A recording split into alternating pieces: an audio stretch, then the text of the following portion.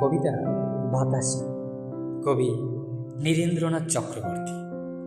বাতাসি বাতাসি, লোকটা ভয়ঙ্কর চেঁচাতে চেঁচাতে গোমটির পিছনের দিকে ছুটে গেল। ধাবিত টেনির থেকে এই দৃশ্য চোখেতে দেখল। কে বাতাসি? জোয়ান লোকটা অত ভয়ঙ্করভাবে তাকে ডাকে কেন? কেন হাওয়ার ভেতরে বাবরি চুল উড়িয়ে পাগলের মতো বাতাসি বাতাসি বলে ছুটে যায়? টুকরো টুকরো কথাগুলি ইদানিং যেন বড় বেশি কুয়ার মাছির মতো জ্বালাচ্ছে। কে যেন কাকে বাসের ভিতরে বলেছিল, ভাবতে হবে না, এবারে দুদ্দার করে হেমাঙ্গ ভীষণভাবে উঠে যাবে, দেখে নিস। কে হেমাঙ্গ? কে জানে এখন সত্যিই দুদ্দার করে কোথাও উঠে যাচ্ছে কিনা?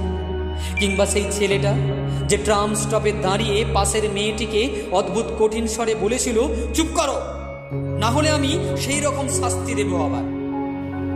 কে জানে সেই রকম মানে কি রকম?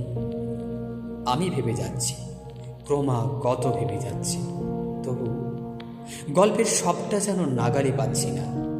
গল্পের সবটা আমি পাবো না নাগালে, শুধু শুনে যাব। শুধু এখানে ওখানে জনারণ্যে, বাতাসের ভেতরে, হাটে মাঠে অথবা ফুটপাতে, কিংবা ট্রেনের জানালায় টুকরো টুকরো কথা শুনব, শুধু শুনে যাব।